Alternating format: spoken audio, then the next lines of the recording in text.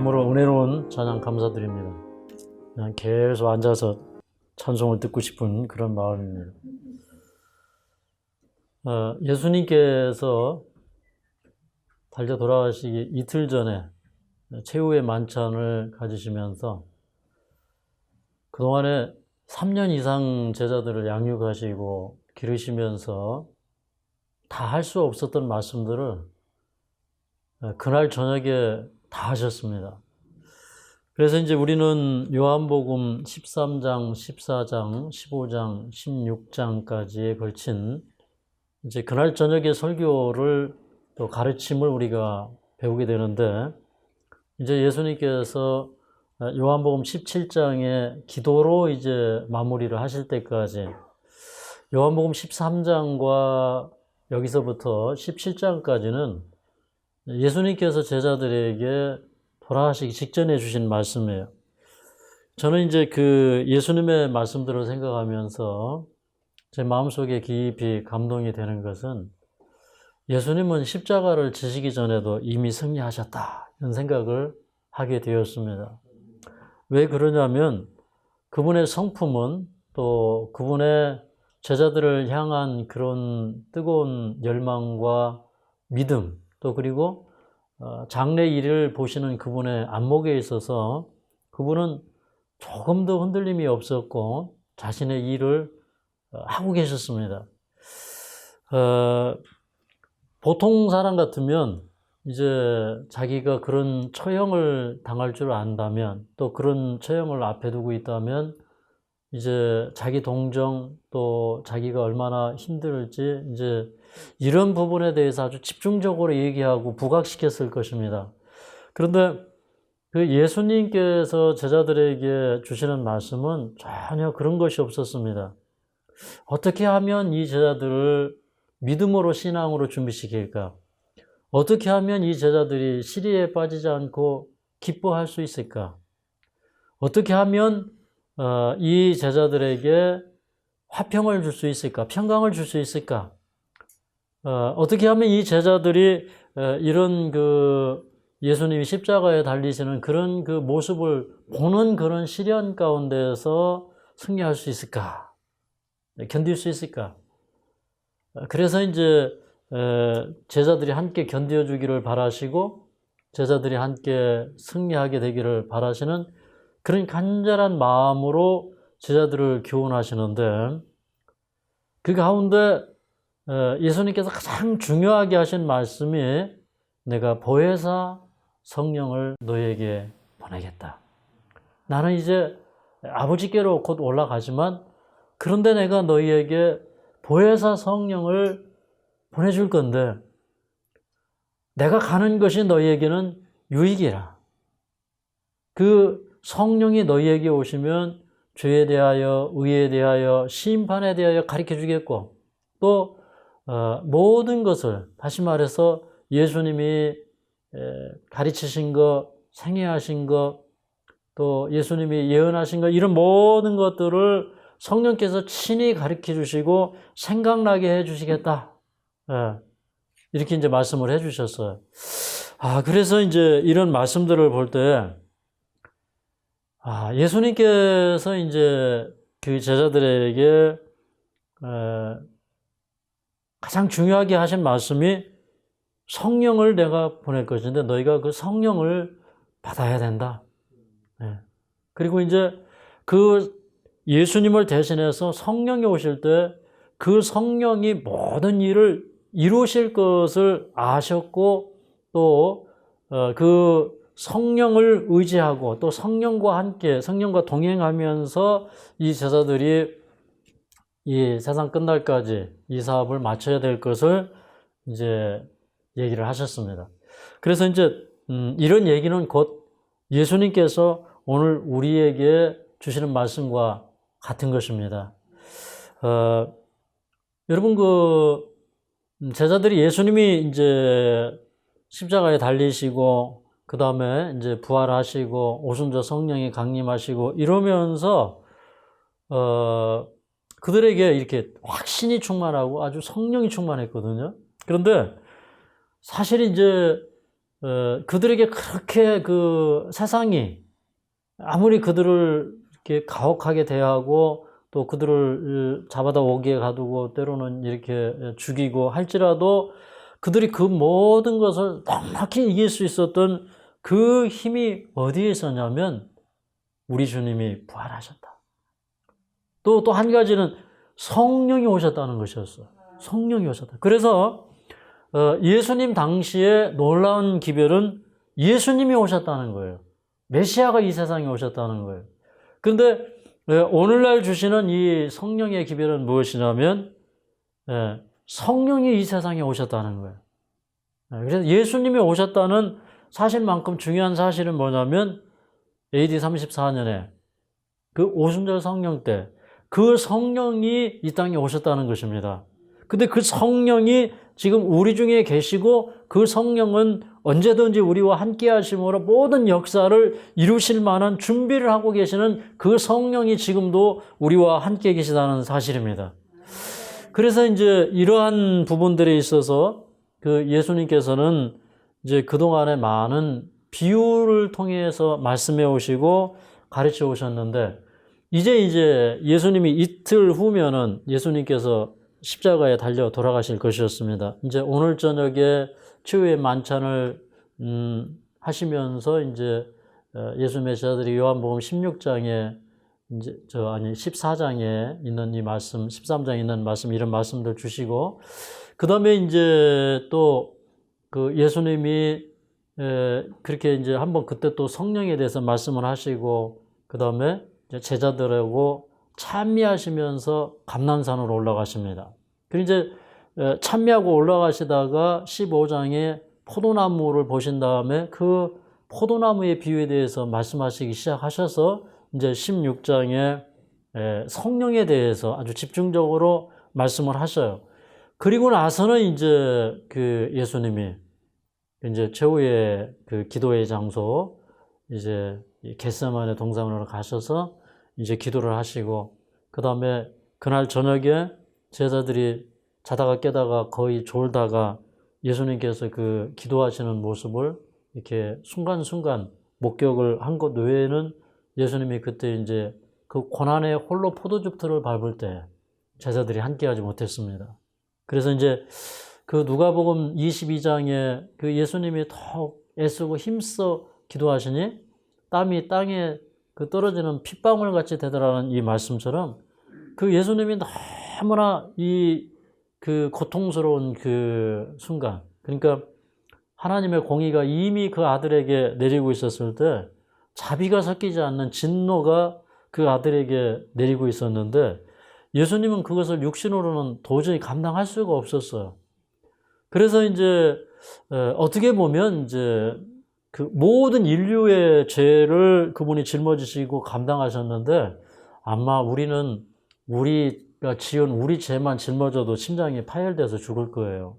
그런데 인류의 죄를 예수님에게 물으시고 칼아 깨어서 내 목자 내 짝된 자를 치라. 우리 그 스가랴서에 이 나오는 말씀처럼 그렇게 하나님의 그 날선 검이 그 공의가 아들에게 내릴 때 예수님은 그것을 감당하셔야 되기 때문에 이렇게 이제 기도하다가 그분이 이제 절도하십니다. 인간적인 한계를 견디지 못해서 그때 천사가 나타나서 힘을 돕더라 그랬어요. 그러니까 그 모든 고통을 감당할 수 있는 그런 그 용량을 크게 해주신 거예요. 그러니까 죽지 않을 만큼의 그런 용량을 이제 준 것입니다. 그때 예수님이 기도하시는데 얼마나 그 마음속에 고통이 있는지 그리고 그 인류의 운명을 내다 두시면서 그 다음에 각 시대에 구원받을 하나님의 백성들을 기억하시면서 그분이 기도하실 때 참 그분의 땀 속에 뭐가 섞여서 나왔다고요? 예, 피가. 그런 기도를 예수님이 하셨습니다. 그런데 이제 그 기도를 드리기 전에 불과 몇 시간 전에 그 예수님께서 그 겟세마네로 가시면서 이제 감난산 기슭에 예수님께서 자주 기도하시던 그 장소에서 제자들과 함께 나눈 진지한 말씀이 여기 요한복음 16장에 기록되었어요. 그래서 이제 이 요한복음 16장은 참 굉장히 중요한 말씀일까요? 네. 요한복음 16장은 참 귀한 말씀입니다. 우리 요한복음 16장을 보겠습니다. 신약성경 175쪽입니다. 자, 5절, 6절에 있는 말씀을 읽겠습니다. 지금 내가 나를 보내신 이에게로 가는데 너희 중에서 나더러 어디로 가느냐 묻는 자가 없고 도리어 내가 이 말을 함으로 너희 마음에 근심이 가득하였도다. 예, 여기까지 보겠습니다. 자, 여기 5절, 6절에 있는 말씀을 보니까 예수님이 요한복음 14장에 보면 너희는 마음에 근심하지 말라. 하나님을 믿으니 또 나를 믿으라. 내가 너희를 위하여 처소를 예비하러 가노니 내가 가서 처소를 예비하면 내가 다시 와서 너희를 영접하여 나 있는 곳에 너희도 있게 하리라. 그럴 때 이제 뭐 도마가 주님이 어디로 가는지도 모르는데 그 길을 내가 어떻게 알겠습니까? 라고 말하기는 했어요. 그렇지만 실제 그 예수님께서는 이 제자들에게 이제 이 예수님이 아버지께로 가야 될 시간이 가까이 온 것을 알고 그 말씀을 하셨지만 사실은 이제 그 제자들의 마음이 거기에 없었어요. 예수님이 어디로 가시지? 그러면 예수님이 어디로 가셔서 어떤 일을 하시지? 이런 거에 대한 관심이 없고 그냥 이 제자들은 야, 예수님이 어디로 가신다는데 예수님이 없으면 우리는 어떻게 살지? 우리는 큰 위험에 빠지는 게 아니야? 지금 이제 그 유대인들이나 이제 사내들인 당국이나 이제 이런 곳에서 아주 그 예수님을 잡아 죽이려고 하고 예수님을 미워하는데 이제 그 예수님이 어디로 가버리시면 이제 제자들은 그런 위험에 처해질 수 있다는 생각 때문에 그들은 마음에 근심이 가득하였다 이렇게 기록을 하고 있습니다. 그러니까 이제 동문서답이 이게 되는 거예요. 그래서 예수님께서 그들에게 주시고자 하는 그런 그 말씀을 분명히 듣고 그것을 기억을 해야 되는데 이제 그들의 마음이 거기에 있지 않았다는 것입니다. 마지막 시대에도 마찬가지거든요. 우리 다니엘서 12장 1절에도 보면 그 개국 이래로 없는 그 환란이 일어날 것이라고 얘기를 하셨거든요. 예수님도 창세 이후로 없는 그런 그 환란이 있을 것이다 그렇게 얘기했어요. 그러니까 그 개국 이래로 없는 환란, 그 창세 이래로 없는 환란, 이런 환란이 아직도 이 세상에 남아있고 그런 환란의 날이 사실은 다가오는 때에 우리가 살고 있습니다. 근데 이제 우리가 잘못하면 그 환란의 때에 내가 어떻게 서지? 그 환란을 어떻게 견디지? 이제 이런 마음에 있을 수가 있습니다. 제자들의 마음처럼. 근데 우리는 거기에 머물러 있지 않고 그 환란 뒤에는 승리가 있다. 우리의 승리가 보장되어 있다. 거기 뒤에는 하나님의 영광스러운 나라가 있다. 이런 것들에 대해서 우리가 생각하고 거기에 집착을 해야 됩니다. 자, 그래서 이제 예수님께서는 그 환란 뒤에 그들에게 이제 성령을 주실 것에 대해서 말씀을 하십니다. 자, 우리 7절부터 11절까지 있는 말씀을 읽겠습니다. 7절부터 11절. 시작. 그러나 내가 너희에게 실상을 말하노니 내가 떠나가는 것이 너희에게 유익이라. 내가 떠나가지 아니하면 보혜사가 너희에게로 오시지 아니할 것이요 가면 내가 그를 너희에게로 보내리니 그가 와서 죄에 대하여 의에 대하여 심판에 대하여 세상을 책망하시리라. 죄에 대하여라 하면 저희가 나를 믿지 아니하며 의에 대하여라 하면 내가 아버지께로 가니 저희가 다시 나를 보지 못하며 심판에 대하여라 하면 이 세상 임금이 심판을 받았음이니라. 자, 예수님이 이 땅에 계시고 또 예수님이 그 공생일을 하셨던 그런 방법으로 지금도 일을 하고 계신다고 하면 이 복음 사업이 많은 제약을 받을 것입니다. 왜 그래요? 우리가 어떤 일을 하려면 예수님을 만나면 지금도 여전히 아마 예루살렘으로 가든지 세계 어느 곳에 가야 예수님을 만날 수 있을 것입니다. 그리고 또 하나님의 사업에 대한 구체적인 의논이 또 예수님을 찾아가야 이루어질 것입니다. 그런데 예수님이 가신 다음에는 이 보혜사 성령, 다시 말해서 이 보혜사라는 것은 보내심을 받은 자라는 뜻이죠. 그래서 예수님이 이 세상에 오셨던 것처럼 성령이 이 세상에 오시겠다. 그때 당시는 오시겠다. 지금 우리에게는 뭐예요? 성령이 오셨다. 그래서 그 성령이 오셨다는 것이 우리에게는 큰 이익이 된다는 것이에요. 그래서 그 큰 이익을 우리가 지금 붙잡아야 됩니다.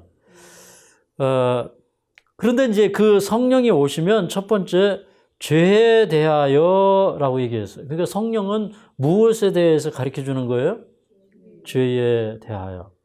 그럼 죄는 무엇일까요? 이 성경에 죄에 대한 정의가 뭐예요? 요한일서 3장 4절에 여기 이제 본문에는 이제 그 죄에 대하여라 하면 저희가 나를 믿지 아니하며라고 이제 9절에 설명을 했죠.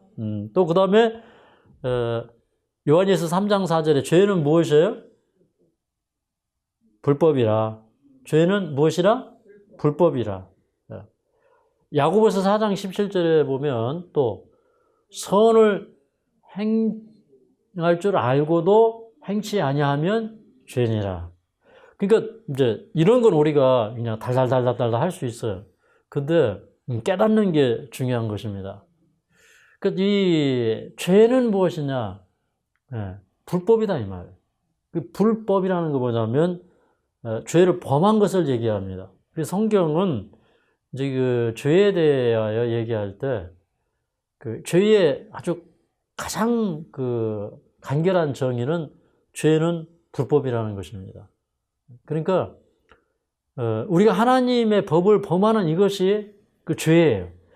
그 다음에 이제 이것을 조금 더 깊이 생각을 해보면 선을 행할 줄 알고도 행치 아니하는 것이 죄예요. 그러니까 죄라는 것은 이것입니다. 어떤 분이 이런 얘기를 했어요. 여러분 이 세계 어느 곳을 돌아다녀도 그 이방인들의 마음속에 다 율법이 있어. 그 예를 들어서 우리 인간 사이에 이 계명, 이게 5번째 계명부터 있죠. 그래서 이제 너희 부모를 뭐하라? 공경하라. 그 다음에 뭐예요? 살인하지 말라. 그 다음에 간음하지 말라. 그 다음에 뭐 도둑질하지 말라. 그 다음에 뭐 내 이웃에 대하여 뭐 거짓 증거하지 말라. 뭐 내 이웃의 소유를 탐하지 말라. 뭐 이런 거를 이제 우리가 이제 이 십계명이라고 그러는데 사실 이 법이 저 이슬람에 가면 없습니까? 사람들의 마음속에 이미 그거 다 있어요. 그죠? 뭐 이런 법이 저 뭐 공산권에 가면 없습니까? 있어요. 다 있죠. 이런 그 십계명이 이미 다 있어요. 그런 그 양심의 가르침, 양심의 법이라는 것은 다 있어요. 그리고 이제 심지어 우리 그 로마서 1장에도 그런 말씀이 있죠. 우리 로마서 1장으로 좀 가볼까요? 로마서 1장. 여기 20절에 보면 이런 말씀이 있어요. 창세로부터 그의 보이지 아니하는 것들, 곧 그의 영원하신 능력과 신성이 그 만드신 만물에 분명히 보여 알게 되나니 그러므로 저희가 핑계치 못할지니라. 그러니까 이 창조를 할 그때로부터 그의 보이지 아니하는 것들 곧 영원하신 능력과 신성이, 그러니까 여기 그 하나님의 능력과 신성이 하나님의 만드신 모든 것들에게 다 이렇게 드러나 있고 보인다는 것입니다. 근데 특별히 그 신성이라고 하는 것은 그 신의 성품을 얘기하는 거예요.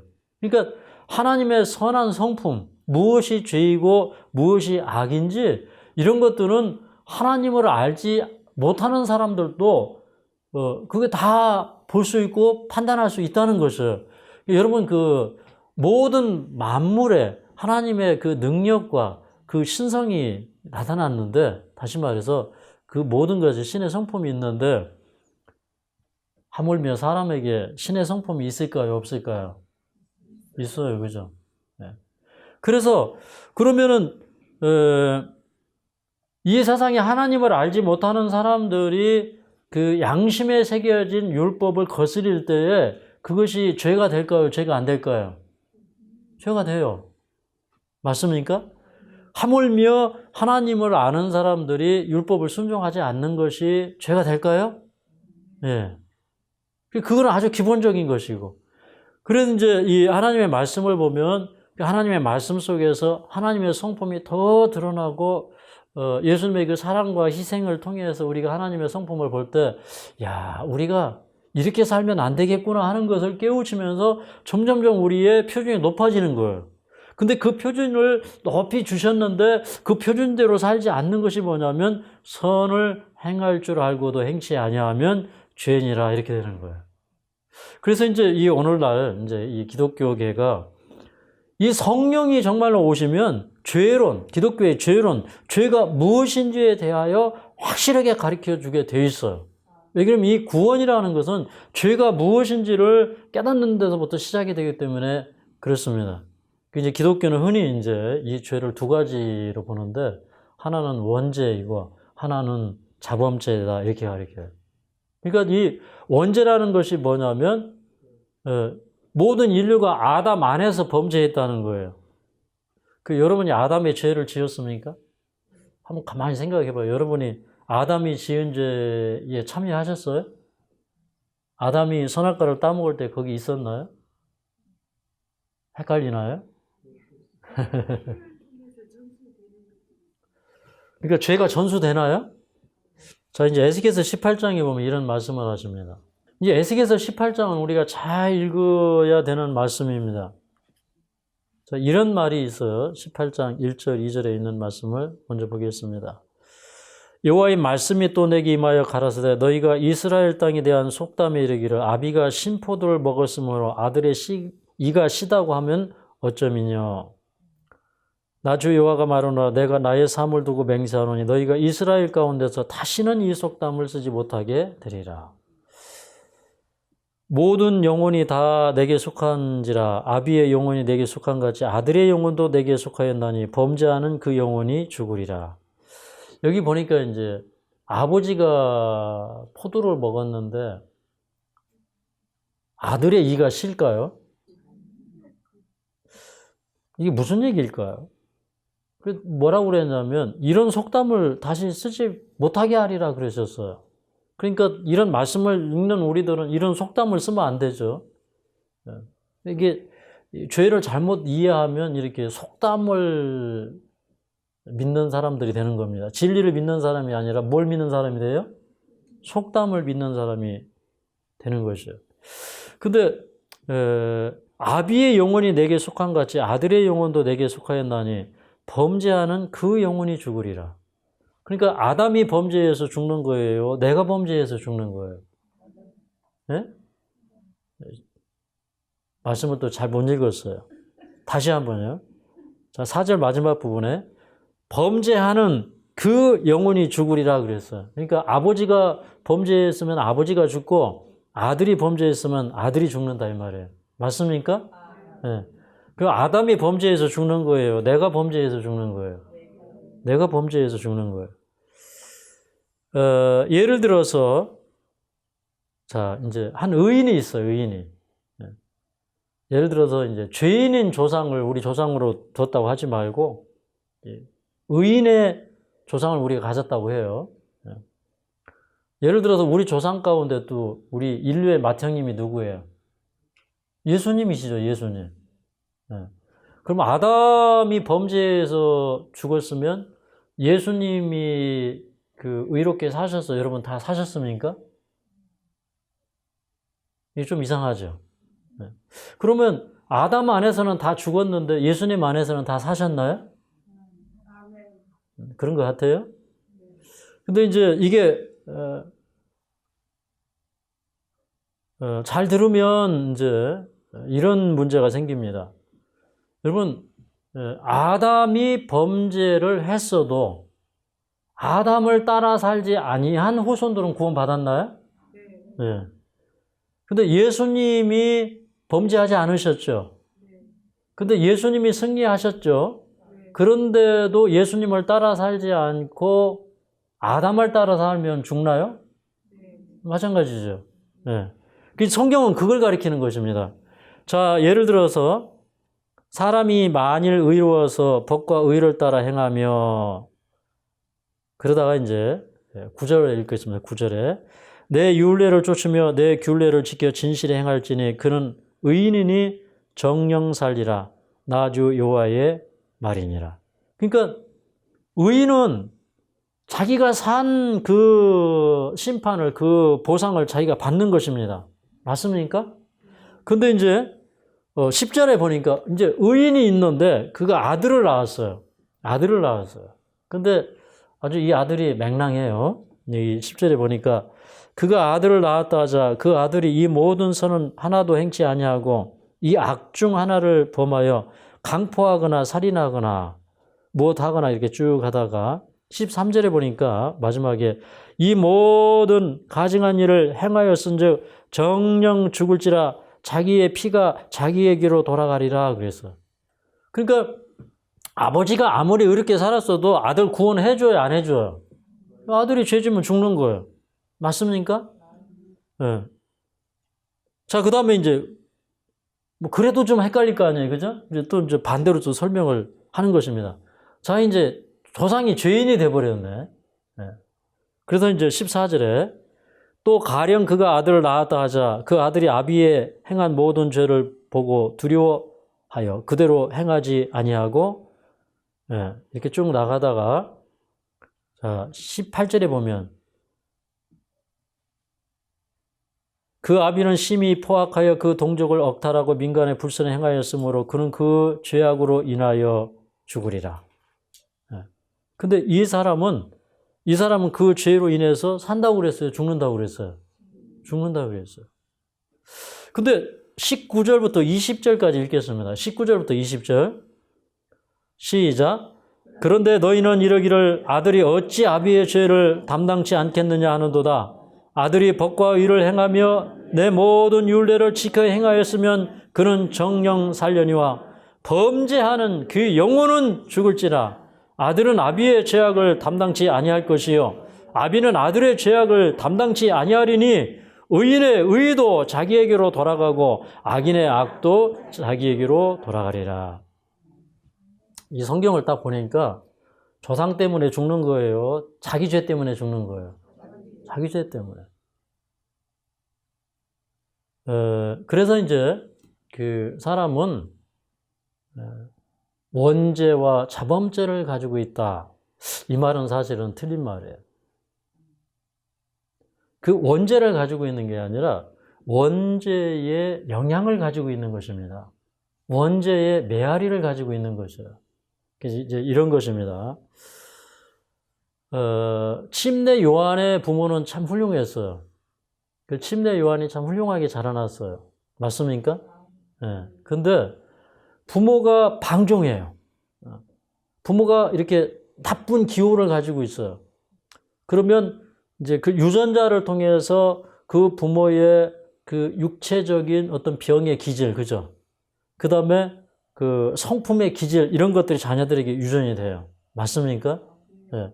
그러니까 그런 죄의 경향성, 죄로 기울어지는 성품, 이런 것들이 그 자녀에게 유전되는 것이지 죄가 유전되는 게 아니다 이 말이에요. 성경은 그것을 가르쳐주고 있는 것입니다. 그래서 이제 심판은 자기가 어떤 배경하에서 태어났느냐, 그리고 자기가 어떻게 살았느냐, 자기가 빚을 받았는데 그 빚에 어떻게 그 빚을 대하고 살았느냐, 이것으로 인해서 심판을 받는 것입니다. 근데 많은 유대인들의 관점은 무엇이냐면 29절에 보면 그런데 이스라엘 족속은 이르기를 주의 길이 공평치 않다 하는도다. 이스라엘 족속아 나의 길이 어찌 공평치 아니하냐. 너희 길이 공평치 않은 것이 아니냐. 나 주 여호와가 말하노라. 이스라엘 족속아 내가 너희 각 사람이 행한 대로 공문할지라. 너희는 돌이켜 회개하고 모든 죄에서 떠날지어다. 그러한즉 죄악이 너를 패망케 아니하리라. 너희는 범한 모든 죄악을 버리고 마음과 영을 새롭게 할지어다. 이게 결론이에요. 조상 탓하지 말고 자기 죄는 자기가 회개하고. 그래서 이제 이런 부분에 대해서 우리가 좀 배워야 되는데 이게 참 한이 없죠. 여러분이 이제 에스겔서 33장도 좀 나중에 읽어보시고요. 우리가 다시 요한복음 16장으로 하겠습니다. 그러니까 이제 우리가 성경을 연구하고 자꾸 성경 속으로 들어가야 되는 것은 이런 문제가 있는 거예요. 성령이 우리에게 오실 때 그 죄가 무엇인지를 각성시켜 줘야 돼요. 맞습니까? 네. 뭐 어제 제가 그런 말씀도 읽었죠. 그 다윗이 기도할 때 자기 그 숨은 허물을 보게 해달라고 기도했어요. 그죠? 자기 숨은 허물을 능히 깨달을 자 누구리요? 그렇게 이제 시편 19편에도 그 말씀을 하셨고. 그래서 이제 그 성령이 오시면 무엇이 죄인지 그걸 보여준다는 거예요. 그 다음에 이제 의에 대하여라고 했는데, 의에 대하여. 사실 이 유대인들은요, 이 그리스도의 의를 따르지 아니하고 율법의 의를 쫓아가면서 끊임없이 자기들의 품성의 변화가 없이 율법의 조항들을 계속 따라갔어요. 그런데 여기 이제 그 뒤에 예수님께서 그 의에 대하여라 함은 내가 아버지께로 가니 너희가 다시 나를 보지 못하며 이렇게 얘기했어요. 이게 무슨 얘기일까요? 그러니까 내가 성령이 오시면 의에 대하여 가르쳐 줘야 되는데 내가 없기 때문에 성령이 의에 대해서 가르쳐 줘야 된다. 사람들이 나를 보지 못할 것이기 때문에 성령이 그 의에 대해서 가르쳐 줘야 된다. 이런 말씀을 하시는 거예요. 자, 이쯤 되면 의가 뭐라는 거예요? 의가? 의는 누구예요? 예수님이다 이 말이에요.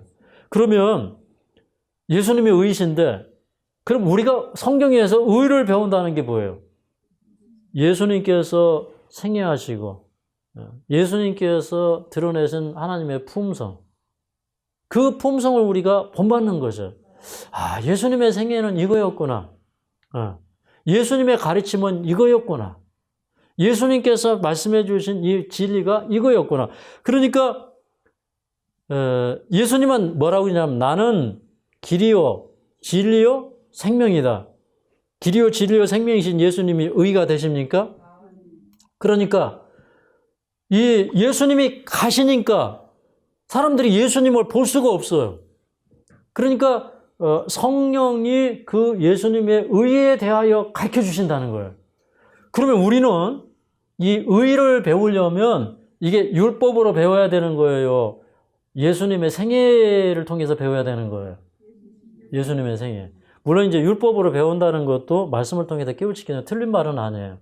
그런데 유대인들은 예수님 없이 율법의 조항만 가지고 변화를 경험하려고 하고 구원에 이르려고 했는데 됐어요, 안 되었어요? 네. 그래서 그 율법을 따라간 이스라엘은 의에 이르지 못했고 믿음을 따라간 이스라엘은 의에 이르렀다는 말씀이 있죠. 그게 무슨 말씀이에요? 누구를 믿는 거예요? 예수님을 믿는 거. 그럼 예수님을 믿는다는 게 뭐예요? 예수님께서 이런 말씀을 하셨죠. 나를 본 자는 누구를 보았느니라? 아버지를 보았느니라. 빌리바. 내가 나와 이렇게 그렇게 오래 있었는데 아직도 아버지 못 봤냐? 이렇게. 그러니까 예수님의 의는 무엇이냐면 자기의 의였어요? 아버지의 의였어요? 그러니까 예수님을 본 자는 아버지를 보았어. 그러면 오늘날도 그런 거예요. 우리가 예수님을 본 자는 누구를 또 본 거예요? 아버지를 본 거예요. 예수님을 통해서 그의 생애의 의로움을 보는 사람은 아버지를 보는 거예요. 그럼 성령의 의에 대해서 가르친다는 건 무엇이냐? 정말 우리가 가슴 깊이 깨달아야 될 것이 이것입니다.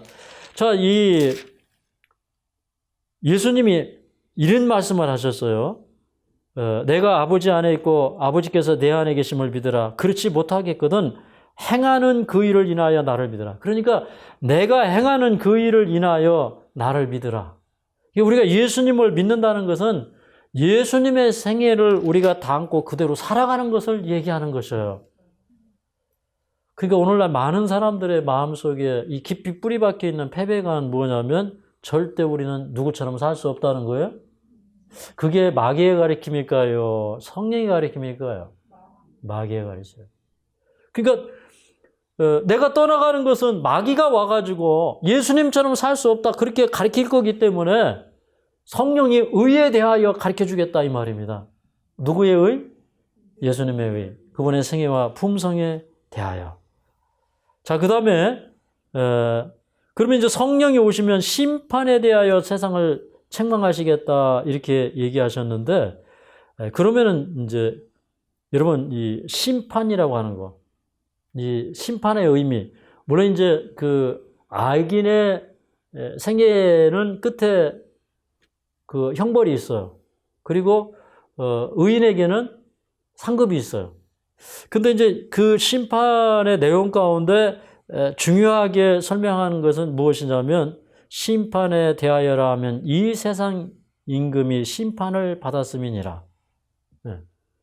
이 세상 임금이 심판을 받았다. 이게 그 성령이 오셔서 심판에 대하여 가르쳐 주시는 핵심 요점이에요.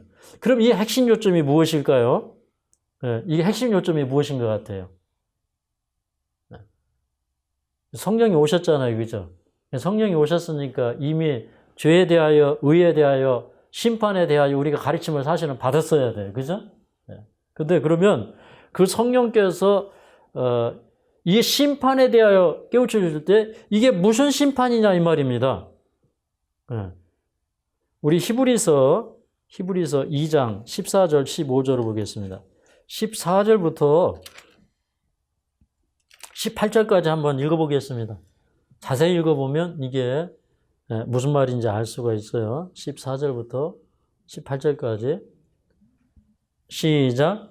자녀들은 혈육이 함께 속하였음에 그도 또한 한 모양으로 혈육이 함께 속하심은 사망으로 말미암아 사망의 세력을 잡은 자 곧 마귀를 없이 하시며 또 죽기를 무수함으로 일생에 매여 종노릇하는 모든 자들을 놓아주려 하심이니 이는 실로 천사들을 붙들어 주려 하심이 아니요 오직 아브라함의 자손을 붙들어 주려 하심이라. 그러므로 저가 범사의 형제들과 같이 되심이 마땅하도다. 이는 하나님의 일에 자비하고 충성된 대제사장이 되어 백성의 죄를 구속하려 하심이라. 자기가 시험을 받아 고난을 당하셨은즉 시험 받는 자들을 능히 도우시느니라. 자, 이제 심판에 대해서 가르쳐 주는데 이 세상 임금이 이미 심판을 받았다는 거예요. 그거에 대해서 가르쳐 준다는 거예요. 그러면 어떻게 사단이 심판을 받았느냐? 자, 예수님이 이 땅에 오실 때 천사로 오시지 아니하고 여기 보니까 아브라함의 자손으로 오셨다 이렇게 말씀을 하셨어요. 우리 여기 16절에 킹제임스 성경에는 뭐라고 되어 있냐면 이는 주께서 진실로 천사들의 본성을 입지 아니하시고 아브라함의 씨를 입으셨습니다 이렇게 얘기했어요. 그 예수님이 이 땅에 오실 때 예수님은 이렇게 이 예수님의 육신 그거 우리하고 똑같은 것이었어요? 다른 것이었어요? 네. 혈통으로나 육정으로나 똑같았어요. 그죠? 그러면 이제 그 예수님의 본성, 그거는 천사의 본성이 아니고 우리를 붙들어 주려 하기 때문에 아브라함의 씨를 입으셨다고 했을 때 예수님의 본성은 우리와 다른 것이었을까요? 같은 것이었을까요? 같은 것이었어요.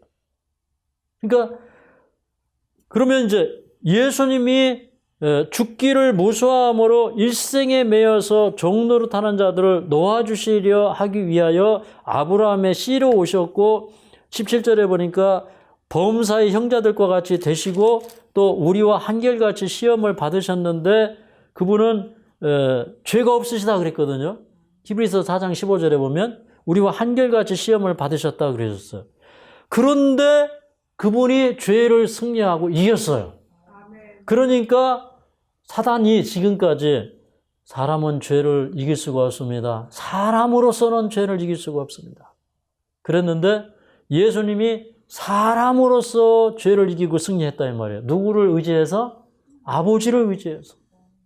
그러니까 그게 벌써 사단이 심판을 받은 것이에요. 아멘? 그게 심판받은. 그러니까 예수님이 이 땅에 오셔서 사단이 지금까지 거짓말을 했다고 하는 사실을 인간이 되셔서 입증하는 순간에 사단은 심판을 받은 것이에요. 맞습니까? 그래서 우리 요한복음 12장 31절로 가겠습니다. 요한복음 12장 31절. 자, 31절, 32절 읽겠습니다.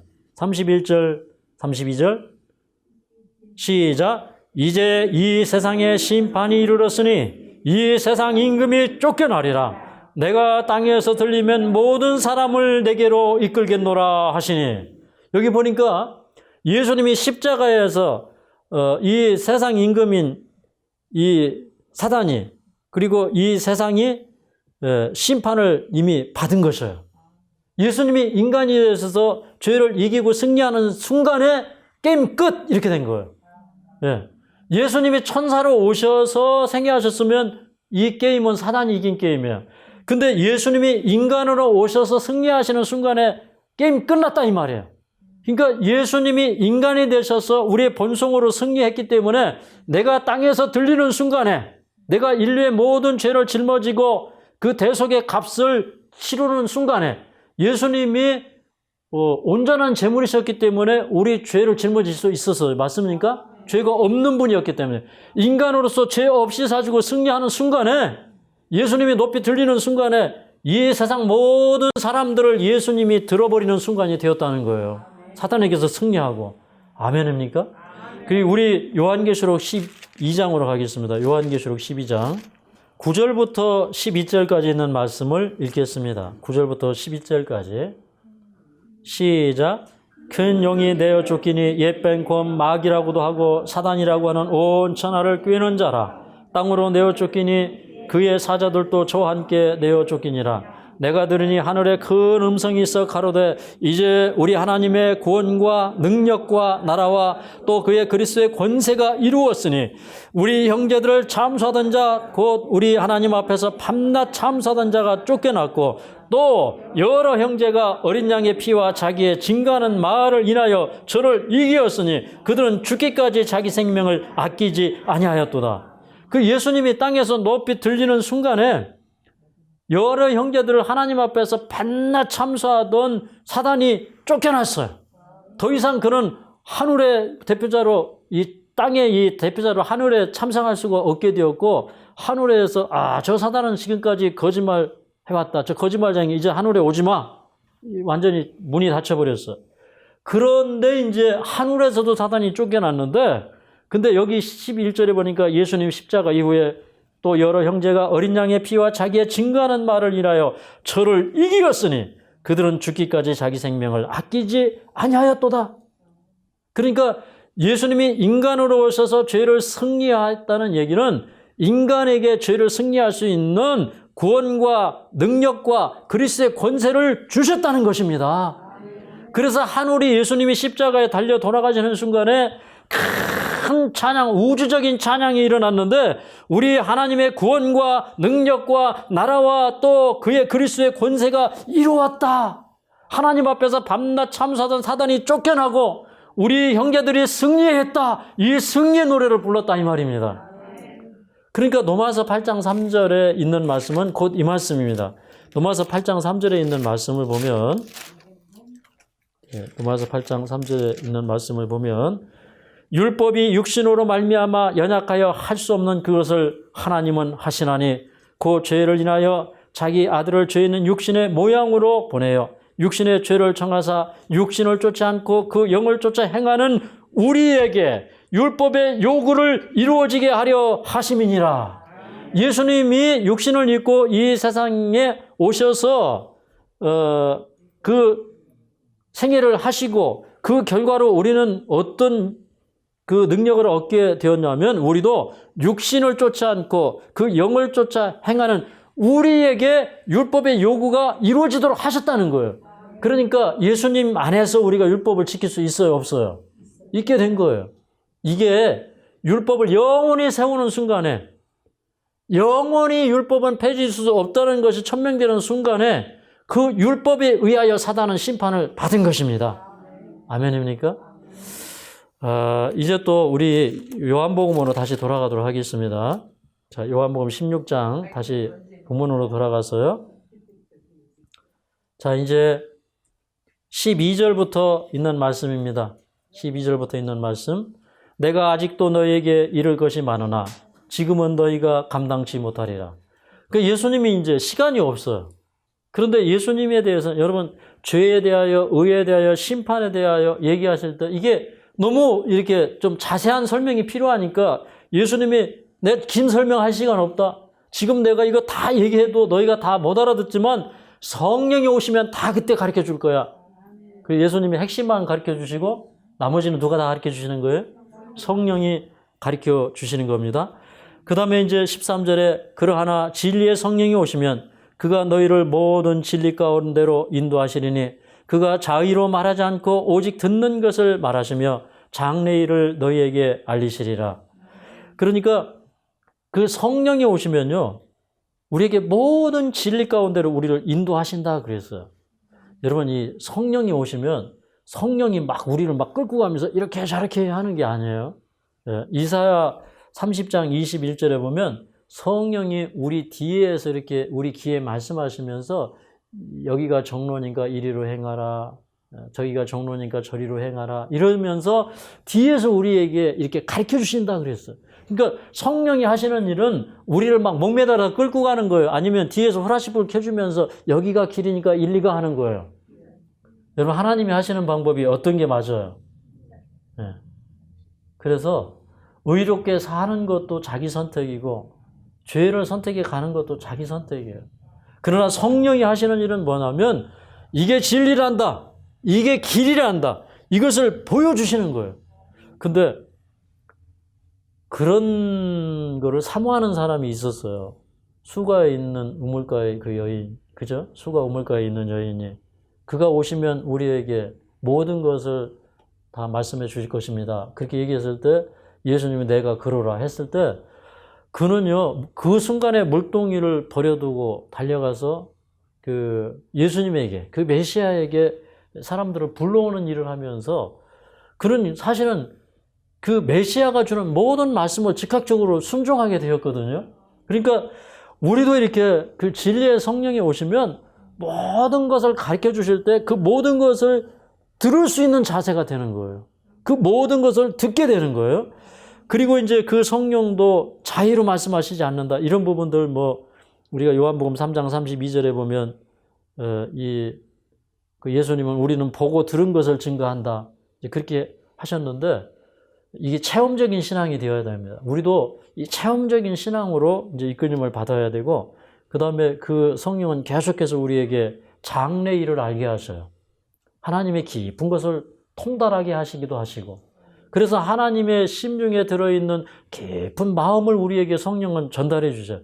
여러분, 우리가 하나님의 뜻을 어떻게 할까요? 우리가 성령의 음성을 들면 우리 인생을 향해서 모든 세밀한 것까지 다 가르쳐 주시는 그 하나님의 음성을 성령을 통해서 들을 수 있어요. 왜 그래요? 성령은 하나님의 깊은 것까지 통달하셔요. 진리의 깊은 것까지도, 장래의 은밀한 일까지도 다 통달하게 하십니다. 그 다음에 14절에 그가 내 영광을 나타내리니 내 것을 가지고 너희에게 알리겠습니다. 성령이 오시면 예수님의 영광을 나타낼 것이다. 그렇게 얘기했는데 그러면 이제 예수님이 이 성령 문제에 대해서 설명하실 때 이제 요한복음 16장의 내용을 이렇게 쭉 다 살펴보면은요, 야, 성령이 오시면 너희가 방을 하고 병 고침을 행하고 죽은 자를 살리고 굉장한 능력을 행할 거야. 이런 얘기 하지 않아요. 그 성령이 오셔서 이루어야 될 그 일이 뭐냐면 사람들을 이렇게 회심시키는 거예요. 죄에 대하여 얘기할 때 사람들이 회개하고요. 그 다음에 그 예수님의 생애의 그 교훈들과 가르침으로 돌아가고 그 어찌하든지 예수님처럼 살고자 노력하고 하는 그런 그 변화가 일어나고요. 개혁이 일어나고 그 다음에 그들의 품성이 예수님을 증거하는 그런 일들이 일어납니다. 그러니까 그가 내 영광을 나타내리니 그랬어요. 그러니까 그 예수님의 영광은 무엇이냐면 성령께서 그 은혜를 통하여서 사람들의 심령을 변화시키면서 그 예수님을 닮은 품성을 세상에 증거하는 거예요. 그래서 이 예수님이 이 땅에 오셔서 아버지의 영광을 드러냈다고 했을 때 그 아버지의 영광은 무엇이냐면 아버지의 능력을 얘기하는 것이 아니라 아버지가 얼마나 이 세상을 사랑하시는지 그 품성을 드러내는 것이었어요. 그래서 이제 성령이 그 예수님의 영광을 드러낸다고 하는 것은 뭐냐면 그분이 이 세상에 인간으로 오신 이유, 왜 성육신 하셨던가? 그분이 왜 우리처럼 시험 받으시고 고난의 길을 걸으셨던가? 그게 전부 우리의 승리를 위해서, 우리의 구원을 위해서 주셨다고 하는 사실을 밝히 드러내는 것이, 그것이 아버지의 영광을 드러내는 일이었습니다. 이 뒤에도 이제 진지한 말씀들이 참 많은데, 이제 그 예수님께서 중요한 말씀들을 하시면서 내가 지금 이제 곧 십자가에 달려 돌아가겠지만, 그러나 그 여자가 해산할 때는 아프지만 해산을 하고 나면 그 아들을 낳은 다음에는 기뻐하잖아요. 근데 그렇게 기뻐하는 것처럼 너희가 기뻐할 것이다. 그래서 이제 예수님이 그 돌아가실 때는 슬펐지만 부활하시고 성령이 부어지고 그러면서 그들에게는 참 넘치는 기쁨과 평안이 이르러 왔고요.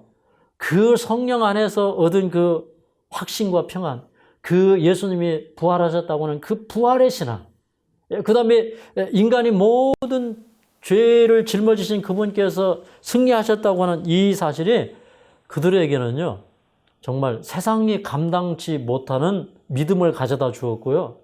어떠한 환난이나 뭐 죽음이나 기근이라도 그리스도의 사랑에서 그들을 끊어낼 수 없고 그들이 아주 넉넉히 이길 수 있는 그런 그 확신으로 나아갈 수 있게 되었는데, 그 성령을 받은 다음에 예수님께서 그들에게 이제는 너희가 내 이름으로 구하지 아니하였지만 이제부터는 너희가 내 이름으로 구하라. 그럼 내가 시행할 것이다. 이제 이런 말씀들 주셨고요. 그 다음에 또 우리가 이제 한 절만 좀 읽고 마친다면, 여기 27절입니다. 27절 읽겠습니다. 시작. 이는 너희가 나를 사랑하고 또 나를 하나님께로서 온 줄 믿은 거로 아버지께서 친히 너희를 사랑하심이니라. 예수님이 참, 얘들아, 너희가 이제 내 이름으로 구하지 않았지만 너희가 내 이름으로 구해. 이제 내가 너희를 위해서 아버지께 대신 구한다는 말이 아니야. 너희가 내 이름으로 아버지께 구해. 그런데 내가 정말 너희에게 진심으로 해주고 싶은 말이 있는데, 너희가 나를 믿고 나를 사랑하잖아. 그래서 하나님께서 너희를 참 사랑하신단다. 그러니까 너희가 내 이름으로 아버지께 구하라. 그러면 아버지께서 들어주실 것이다. 그래서 예수님은 반복적으로 기도하라, 기도하라, 기도하라 하신 거예요. 두 가지 중요한 이 마지막 말씀은 뭐냐면, 너희 앞으로 기도해야 돼. 성령 안에서 충만한 기쁨과 확신을 가지고 기도해라. 하나님이 너희를 사랑하신다는 그 확신으로 기도해라.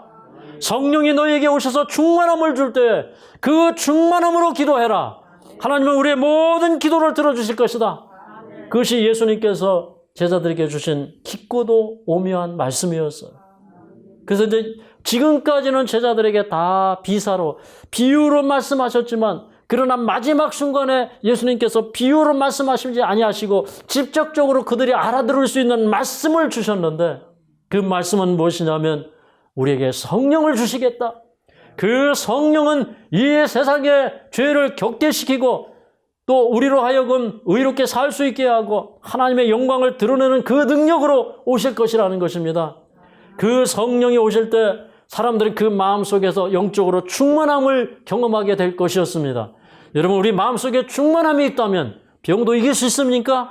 우리 연약함도 초월할 수 있습니까? 네, 우리는 능히 이길 수 있어요. 하나님의 사랑 안에서 우리가 넉넉히 이기기를 바라면서 말씀을 마치겠습니다.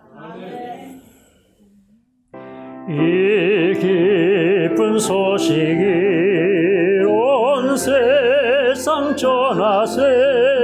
긴 환난 고통을 당하는 자에게 주 믿는 성도들 다 전할 수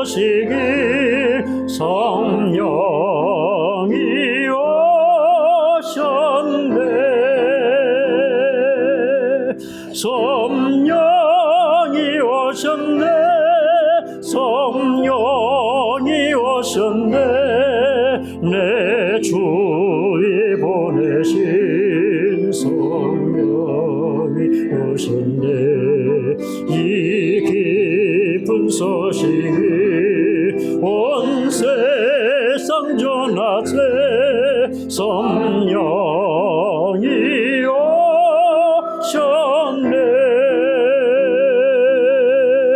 망왕의 왕께서 저 사로잡힌 자 다 구원하시고 잠자유 주셨네 진리의 노래가 온 성에 들리니 성령이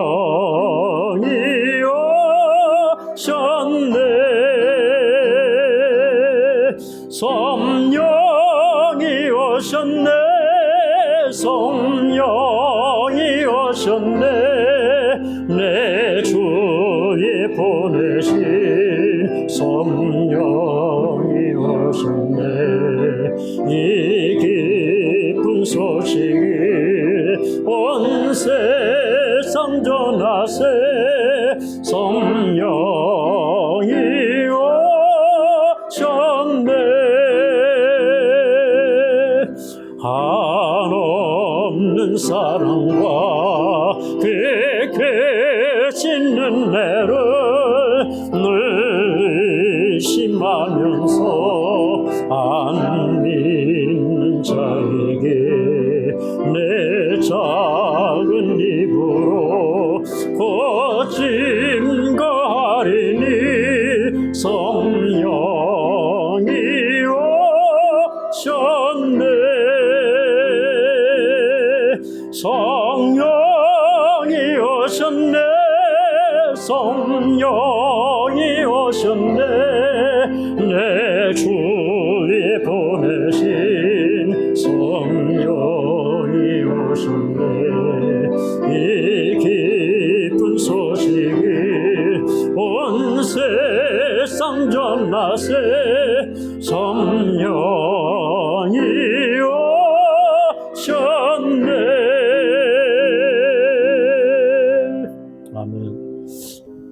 주여 지난밤 내 품에 배었으니 기꺼이 이루어 주옵소서 밤과 아침에 계시로 보여주사 항상 은혜를 주옵소서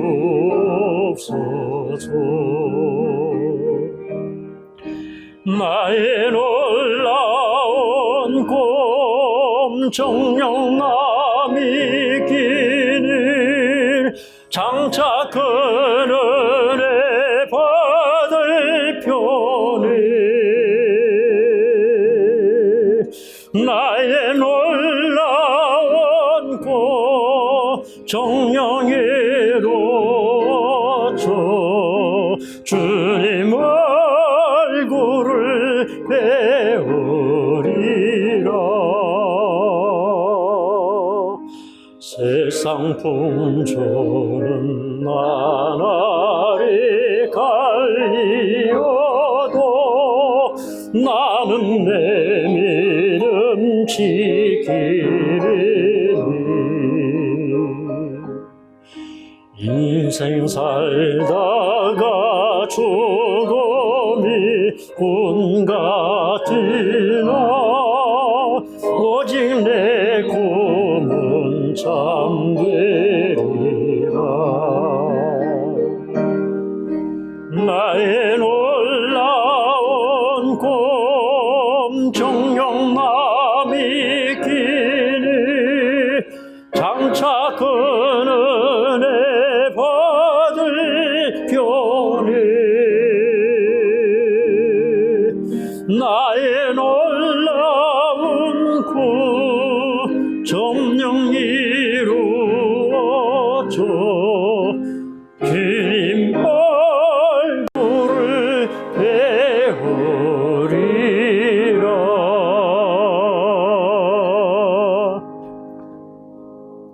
사랑하는 아버지, 우리를 그렇게 끝까지 사랑해 주셔서 감사합니다.